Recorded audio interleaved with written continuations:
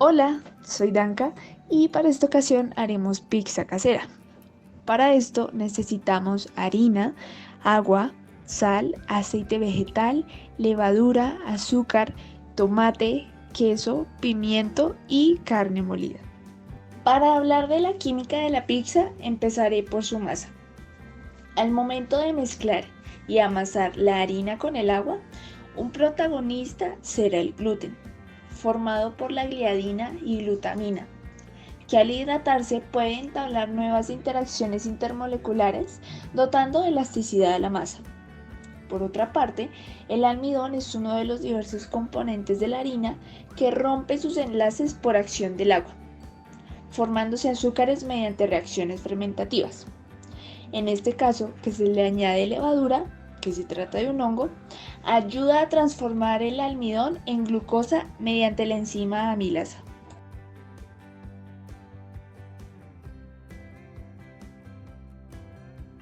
Ahora bien, nuestra pizza es picante, pero ¿por qué sabe así? Resulta que el compuesto principal de estos alimentos es la capsaicina, una oleoresina que es un componente activo de estas comidas picantes. Lo que hace es irritar y activar los receptores BR1 en la boca, que son para detectar temperaturas altas y pH ácidos.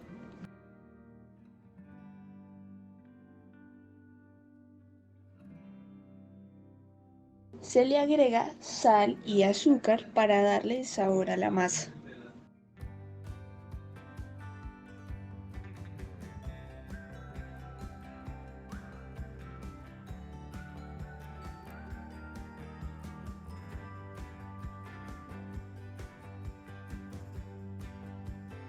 Finalmente se desprenderá dióxido de carbono, responsable de la formación de burbujas, y por eso es que se ve un aumento en la masa.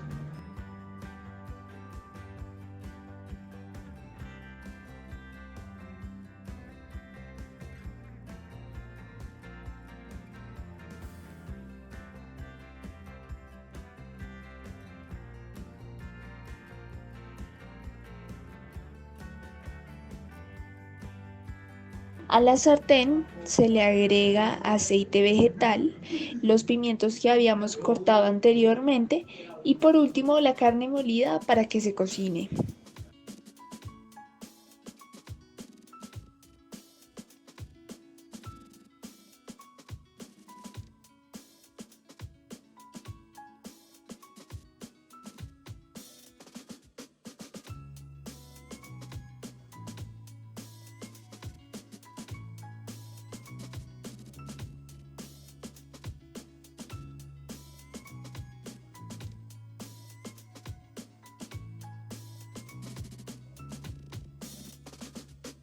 Al ingresar la masa al horno, la levadura muere por las altas temperaturas y se lleva a cabo la reacción de Maillard, que se da entre proteínas y azúcares cuando se calientan, siendo este el causante del color dorado de la masa.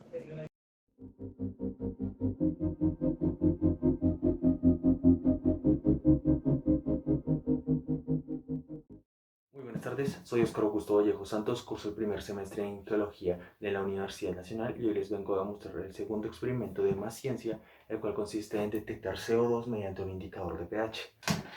Para esto les iré explicando a la medida que los voy mostrando para que nos rinda tiempo los dos, es que el propóleo tiene anticianina, el cual viene de las vacuolas que le dan el pigmento a la flor, las hojas y el fruto. Como pueden ver, al ser un pH neutro en el agua, se ve un color así medio morado, ya que el morado del mismo pigmento es más fuerte. Se preguntarán entonces qué hay en el vaso. En el vaso tenemos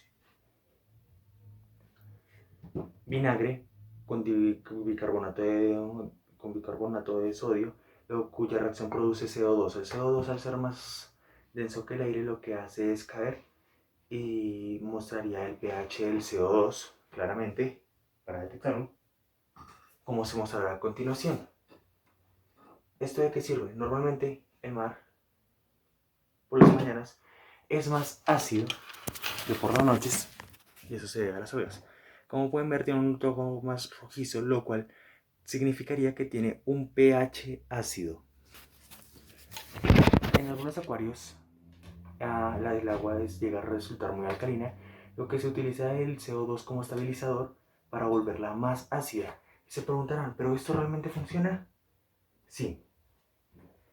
Esto, como pueden notar, es bicarbonato de sodio con agua, el cual utiliza el medidor de pH y tuvo una tonalidad azul. ¿Qué significa esto? Que es más alcalino. Se podría decir que tendría un pH aproximadamente de 8, mientras que el bicarbonato tenía un pH aproximadamente de 5. El pH es aquel que mide tanto la acidez como la alcalinidad de ciertas sustancias. Como les iba explicando, al volverse más alcalino, esto puede afectar muy duramente al ecosistema marino. Lo que se hace es estabilizarlo mediante una estabilización, es inyectarles la cantidad de CO2 necesario para dar la acidez específica y mantener todo bajo control. ¿Cuáles fueron las utilidades de esto? Sus materiales, por decirlo de una mejor forma: repollo morado, vinagre, yo utilicé vinagre de manzana, se puede utilizar cualquier vinagre, y bicarbonato de sodio. Con estos tres principales ya se podría hacer perfectamente, más utilizamos ciertas herramientas para facilitarnos, como fue alcohol, una picadora, una cuchara y demás. Espero que les haya gustado, muchas gracias y nos veremos hasta de pronto.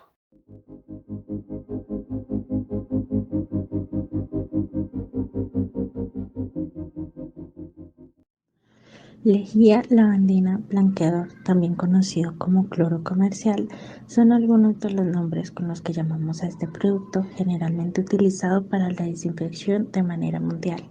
Está basado en una solución principalmente compuesta de agua e hipoclorito de sodio.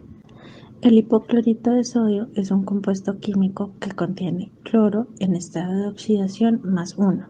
Está formado por un átomo de sodio, uno de cloro y uno de oxígeno, y es altamente oxidante. El hipoclorito de sodio reacciona con el agua formando ácido hipocloroso más hidróxido de sodio. Posteriormente, el ácido hipocloroso se descompone generando cloro gaseoso y agua.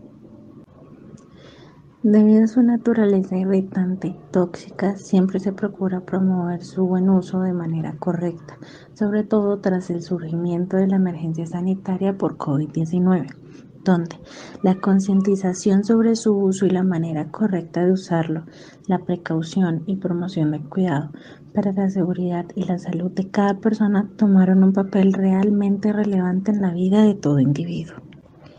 Tiene un alto espectro de actividad antimicrobiana y es de bajo costo. Se utiliza en industrias textiles como agente oxidante, en detergentes, tratamiento de aguas residuales, desinfectantes, entre otras cosas. Como se mencionó anteriormente, es utilizado como blanqueador, así que veremos el poder de la lejía y su funcionamiento a través del siguiente ejemplo. Tenemos un vaso de agua al cual añadiremos 2 gotas de colorante comestible y mezclaremos hasta que el agua quede totalmente tinturada. Posteriormente agregaremos lejía, aproximadamente 1/3 del agua que teníamos, y mezclaremos. Al mezclar y con el pasar del tiempo podremos notar cómo el color en el agua se desvanece. Es un procedimiento muy sencillo y hay guías prácticas para desarrollarlo, como la aquí utilizada. Así que nos preguntamos, ¿por qué se desvanece el color?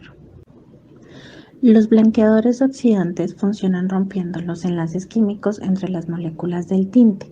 Las moléculas resultantes, después de oxidarse, ya no absorben la luz visible, lo que resultará en colores desvaídos. Pero ¿y entonces cómo funciona el cloro como desinfectante? El cloro mata patógenos rompiendo las uniones químicas moleculares, como los enlaces químicos en el tinte en el ejemplo visto.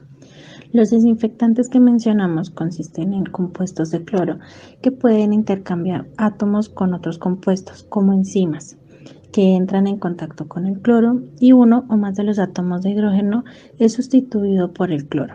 Eso provoca que la molécula se transforme o se rompa. De esta manera podemos ver cómo el hipoclorito de sodio es utilizado, entre otras cosas, para la desinfección. Cómo funciona y por qué es tan recomendado, incluso por ministerios de salud, para ser utilizado contra la prevención de patógenos, siempre bajo las medidas adecuadas. Aquí se pueden encontrar algunas referencias utilizadas en el video. Muchas gracias.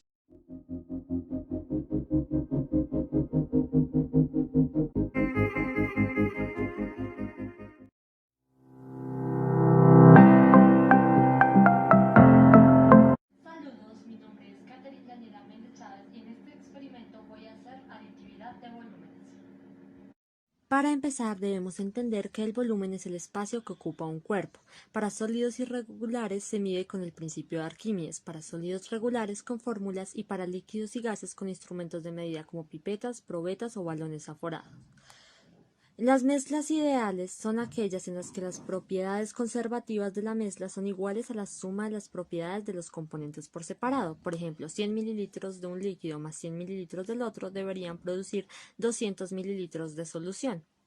Sin embargo, la mayor parte de las mezclas son mezclas reales, en las que las fuerzas intermoleculares y las proporciones entre el soluto y el solvente alteran las propiedades conservativas de la mezcla.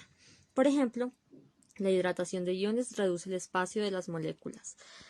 Las soluciones de ácido-base tienen un volumen mayor a la suma de la solución ácido y la solución base por separado. Y al disolver alcohol en agua podemos saber que el volumen de la mezcla es menor a los volúmenes de los componentes en suma. Para la actividad experimental lo que haremos será preparar dos soluciones 1 molar de azúcar y de sal, disolviendo 5.85 gramos de cloruro de sodio en 100 mililitros de agua y 18 gramos de glucosa en 100 mililitros de agua. Esto con el fin de comprobar si dos disoluciones acuosas diferentes se comportan o no como mezclas ideales. La idea es comprobar al final si la suma de estas dos disoluciones produce 200 mililitros.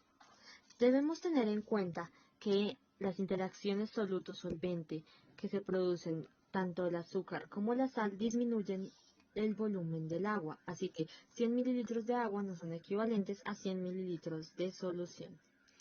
Es importante tener cuidado con esto para tener en cuenta las posibles afectaciones del experimento.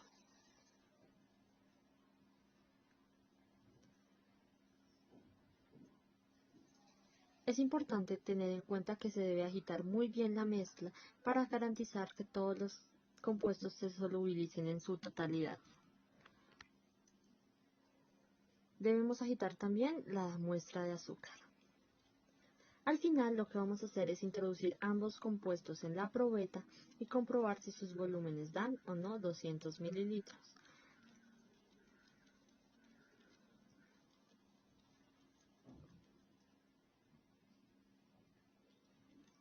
Como pueden observar, ese es el proceso que estamos siguiendo a cabo. Introducimos ambos y comprobamos que el primero llega hasta la línea de los 100 mililitros y el segundo llega un poco más abajo de los 200 mililitros, lo que prueba que los volúmenes no son aditivos y que entonces la propiedad no se comporta como una mezcla ideal.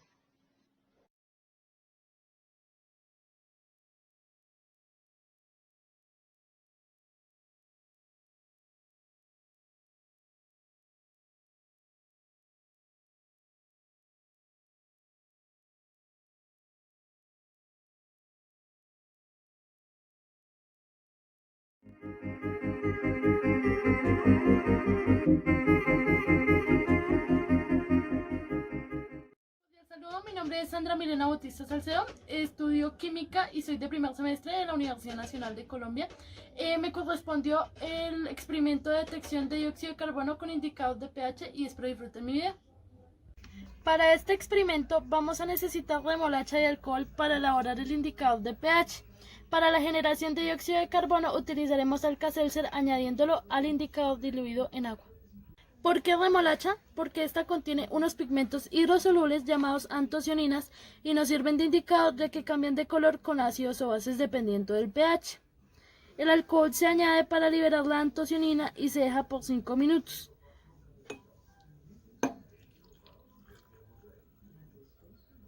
Luego se pasa por la licuadora y se filtra. Para comprobar que nuestro indicador funciona, vamos a diluirlo en un poco de agua.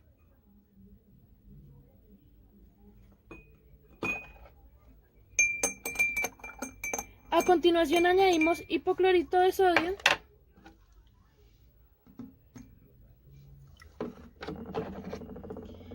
Este basifica el agua y comprobamos el viraje del indicador. Una vez hemos comprobado la efectividad de nuestro indicador, procedemos a diluirlo en el agua.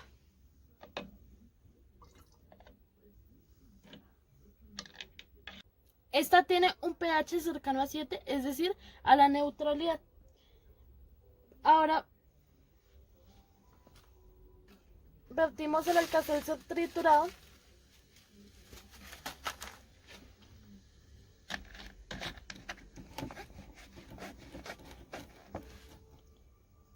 y cerramos el recipiente, ya que el CO2 es soluble en el agua cuando se mantiene a una presión constante.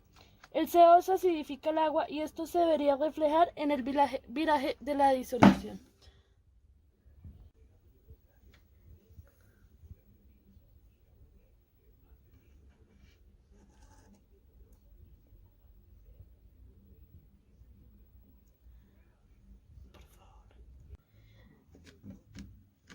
Vemos a la presión interna en la cual está nuestro recipiente.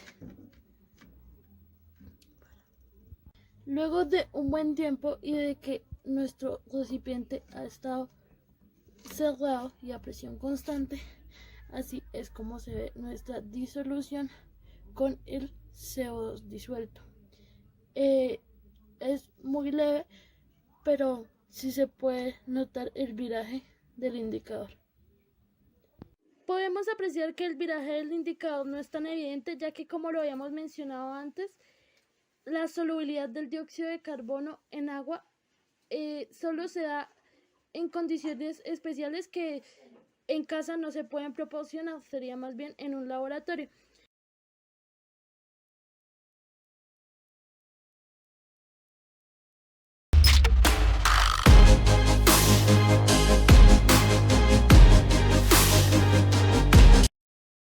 Al ir al supermercado y llegar al pasillo donde está el azúcar, se ve una clara diferencia entre dos tipos de azúcar. Una es blanca como la nieve y la otra es café como las arenas de algún desierto. Pero ¿no les ha surgido la duda de por qué el azúcar morena y el azúcar blanca son diferentes? Si poseen alguna diferencia, ¿en qué consiste? Si esa diferencia o diferencias influyen en la calidad del azúcar. Para responder esto debemos saber cómo se elaboran estos dos tipos de azúcar y cómo se diferencian. El proceso de elaboración parte de la misma manera para estos dos tipos de azúcar, únicamente se diferencian algunos aspectos, por lo que a continuación explicaré el proceso de elaboración del azúcar. Todo empieza en épocas de cosecha de la caña de azúcar. Ahí es acomodada en los camiones, luego llevada a la planta, también llamado ingenio, y ahí es lavada, cortada y molida. De este proceso se obtiene el llamado jugo crudo, que es la materia prima para la elaboración del azúcar. Clarificación. Luego el jugo crudo es llevado a purificarse. Esto se logra en un clarificador, en donde se eleva la temperatura del jugo crudo,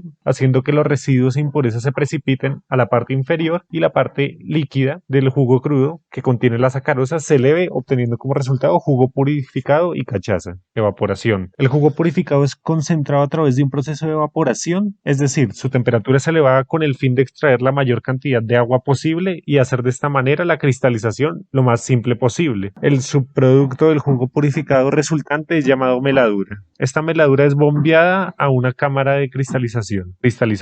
En la cámara de cristalización se eleva la temperatura de la meladura y al mismo tiempo se agregan pequeños cristales semilla de sacarosa a los cuales el azúcar de la meladura se adhiere para formar cristales. Separación. La mezcla resultante es puesta en centrifugación, donde por movimiento rotativo y unos pequeños orificios que dejan escapar la melaza, pero no los cristales de azúcar, se logra separar estas dos sustancias. De este proceso se obtienen dos subproductos, la melaza y el azúcar refinado. Se disuelven los cristales de azúcar y vuelven a pasar nuevamente por un proceso de clarificación, cristalización y separación para hacer más puro el producto. Aquí es donde difieren el proceso de elaboración del azúcar blanca y el azúcar morena, ya que el refinado del azúcar blanca es de un 100% puro y el azúcar morena es aproximadamente un 95%. secado. Los cristales de azúcar obtenidos son secados para eliminar cualquier remanente de humedad. Empacado. El azúcar es empacado y ya está listo para ser comercializado y consumido. Como se evidencia, el proceso de fabricación no difiere mucho, pero ¿el valor nutricional se ve alterado? Realmente no. Según la USDA, Departamento de Agricultura de los Estados Unidos, el azúcar morena y el azúcar blanco únicamente difieren en un valor de 5 kilocalorías. Esto ocurre porque el azúcar morena tiene un poco más de proteínas porque no está 100% pura, pero en general tienen el mismo valor nutricional. En conclusión, la diferencia entre el azúcar blanca y el azúcar morena es tan poca que prácticamente son iguales, por lo que consumir azúcar blanca o morena no conlleva ninguna ventaja aparente. Lo que sí hay que tener en cuenta es la cantidad de azúcar que consumimos diariamente. La Organización Mundial de la Salud estima que se debería consumir en torno a una cantidad de 25 gramos diarios de azúcar, pero los alimentos que consumimos diariamente tienen una gran cantidad de azúcar e incluso si compramos el azúcar en el supermercado, si se agrega en exceso en la comida que consumimos, puede poner en riesgo nuestra salud, por lo que antes de preguntarnos si deberíamos comprar azúcar morena o azúcar blanca, deberíamos preguntarnos si de hecho deberíamos comprar azúcar.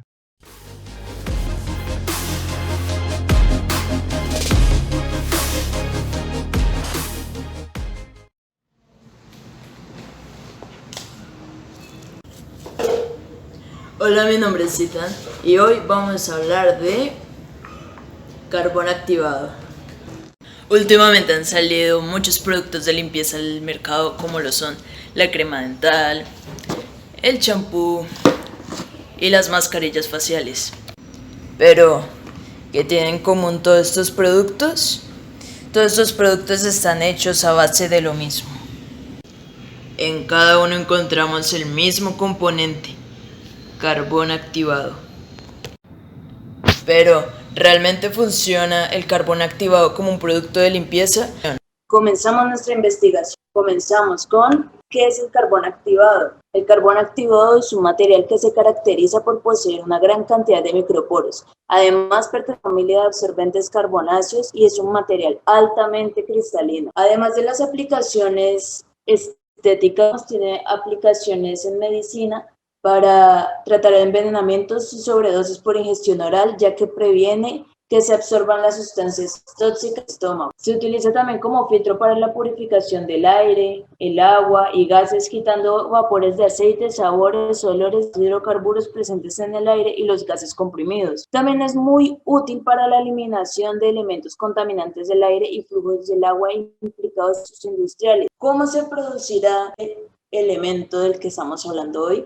Es más usada la activación física en material carbonizado. En este medio se utiliza como materiales carbonosos cáscaras de nuez, madera o coco. Se trata con una mezcla de gases de combustión y vapor de agua a una alta temperatura para que se logren activar. ¿Cómo funciona el carbón activado? Pues su alta capacidad de absorción le permite eliminar las impurezas, como hemos visto anteriormente. Además, su estructura micro, es decir, tiene unos poros muy pequeños, actúan como agente de absorción y permite que el exceso de grasas, impurezas, toxinas y otras sustancias nocivas como la suciedad se absorban de la piel, el cabello y el cuero cabelludo. ¿Entonces puedo seguir utilizando mi champú? El champú de carbón activado limpia profundamente el cuero cabelludo, así que si sufres de caspa o de cuero cabelludo graso, este champú es el ideal para ti. Además de desintoxicar y limpiar los folículos de tu cabello, estarás estimulando su crecimiento, así que sí. ¿Y yo puedo seguir usando mi mascarilla? Si tu piel es grasa, el carbón activado puede ayudarte. Utiliza una vez a la semana una mascarilla para retirar el exceso de sebo, pero no la uses si tienes piel seca, ya que se resecará. ¿Y yo puedo seguir utilizando mi crema? Si bien es cierto que el carbón activado logra eliminar manchas superficiales de los dientes, es demasiado abrasivo, así que puede dañar el esmalte de tus dientes, provocar la retracción de encías y aumentar la sensibilidad en los dientes, así que no lo recomiendo. En conclusión, debes de identificar en qué casos puedes utilizar el carbón activado para así evitar efectos contraproducentes. Gracias por ver el video, hasta luego.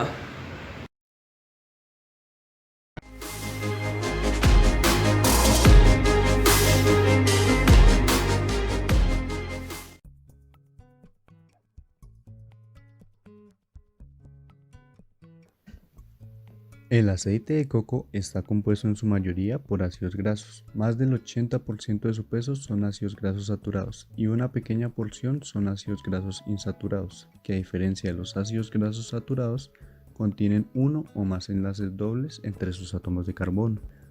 Según un análisis de más de 100 estudios que fue publicado en la revista Circulation, se llegó a la conclusión de que las grasas saturadas aumentan el colesterol LDL.